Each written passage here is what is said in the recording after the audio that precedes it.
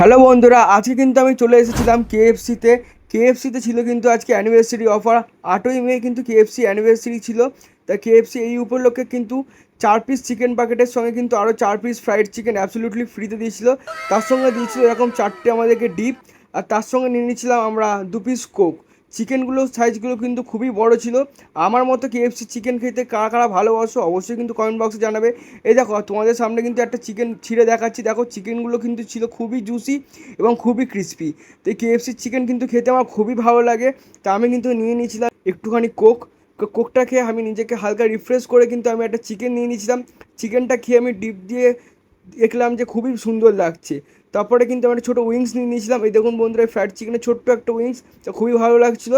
তার সঙ্গে ছিল একটা বড় সাইজের একটা জাম্বো সাইজের লেগ পিস। তো লেগ পিসটা কিন্তু আমি দুখানা ডিপে ঢুকিয়ে যখন ট্রাই করলাম, উফ, মারাত্মক! কেএফসির চিকেন কিন্তু সত্যি আমার খুবই মারাত্মক লাগে।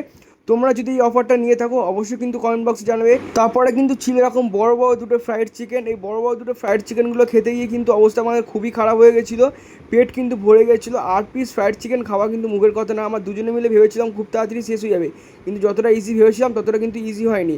কিন্তু যতই হোক কেএফসি চিকেন কিন্তু আমার খুবই ভালো লাগে। তারপর কিন্তু খেয়ে দিয়ে আমি একটু ওয়াশরুমে চলে আসলাম। ওয়াশরুমে এসে কিন্তু আয়নার সামনে আমি একটু ক্যারামতি করে নিলাম। ক্যারামতি করার পর কিন্তু আমি বেরিয়ে পড়লাম। ভিডিওটা যদি ভালো লাগে অবশ্যই কিন্তু ভিডিওটা লাইক করে চ্যানেলটা সাবস্ক্রাইব করতে ভুলো না বন্ধুরা।